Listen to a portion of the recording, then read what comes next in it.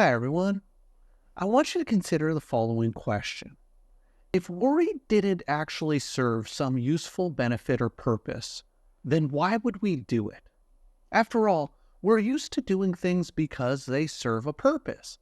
I go to the gym and work out not because I see any functional purpose in lifting weights up and down, but I do it because I know and I understand that by lifting weights, it makes me stronger, more physically fit, and healthier.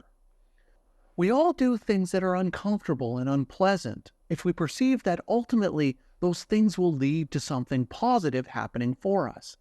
After all, why would students spend years and thousands of dollars in post-secondary education if they didn't believe that the post-secondary education would help them secure a better career and provide them with greater financial upside? So in that context, have you ever thought about what potential benefit worrying may serve you? After all, isn't it possible that even though worrying is an unpleasant thing to do that generates lots of anxiety, that worrying in and of itself may benefit you in the long term in some way? And we know that people who tend to worry a lot tend to hold beliefs that worry serves some positive benefit or some useful purpose, and that's why they tend to worry so much. And I've already done some videos on a couple of these worry beliefs related to the idea that worry serves as a motivator and that worry can help problem solve problems more effectively. So what I wanted to talk about is another common worry belief that people often hold, and this belief relates to the idea that worrying can help prepare a person and protect them from future negative emotions if something bad were to happen in the future. So the idea behind this is that the act of worrying about something beforehand protects me from disappointment, guilt, being caught off guard, or surprised. So being worried in advance of some negative event protects me from negative emotions of disappointment, sadness, and guilt because the worrying is kind of like putting money in the bank for later. If the negative event that I'm worrying about takes place, what I've done is that I've already invested in my negative responses in advance, and therefore I'm going to be less affected by the negative event. So in other words, if I worry about losing my job, and then one day I actually lose my job, I won't be caught off guard. I won't be surprised, and the worrying will have allowed me to emotionally prepare myself for the disappointment and the sadness that will come when I lose my job.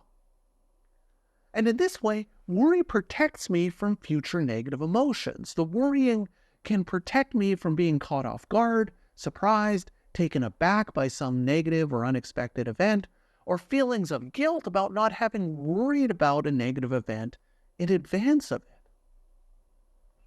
So if worry actually does this, if worry actually can help protect me from future negative emotions, then it would be a pretty significant benefit of worrying. But is that actually the case? Does worrying actually do this? Does it actually protect you from future negative emotions?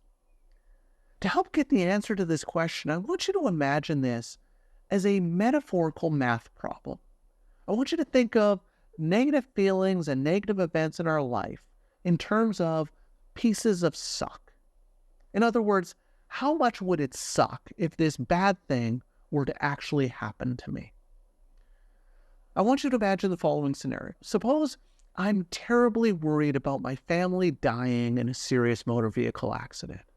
And this is something that I worry about a lot. It's constantly on my mind. It's constantly something that I'm thinking about and imagining.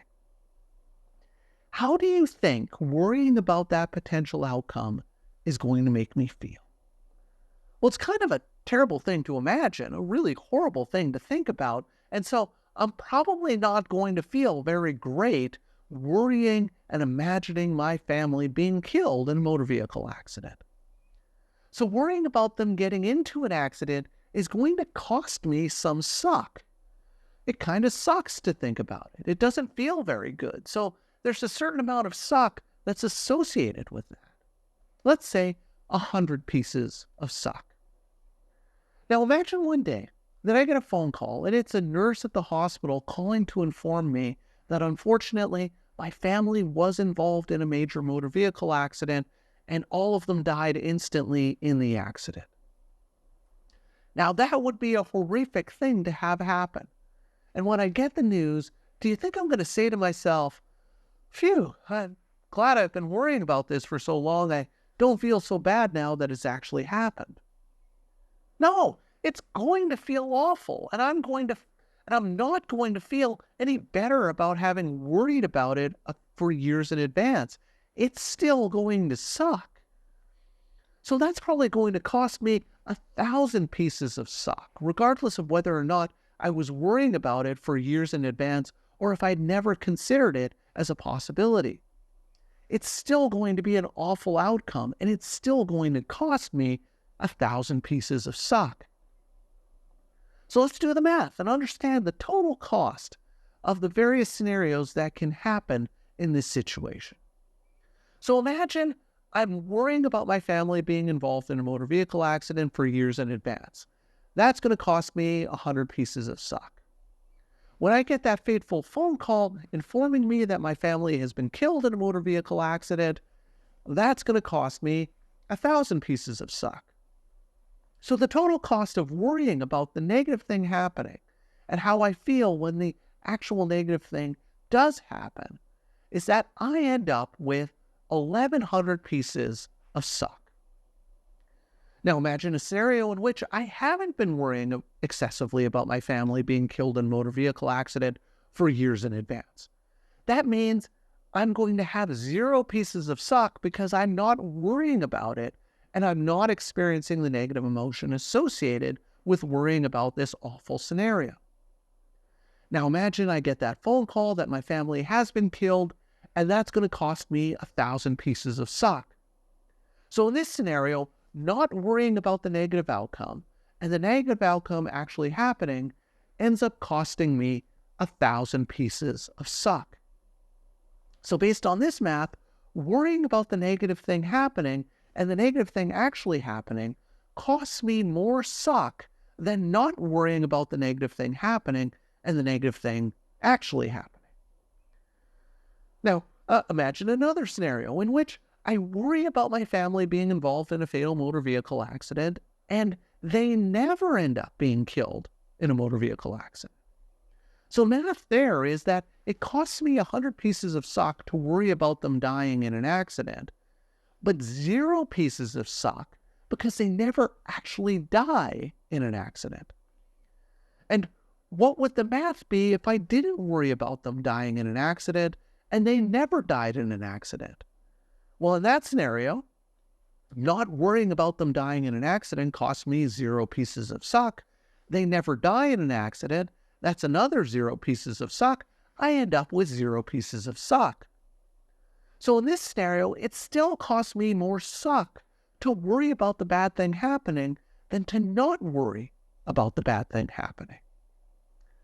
So whenever I'm talking to my clients about this worry belief, that worry helps protect them from future negative emotions, what I always like to point out is, do the math.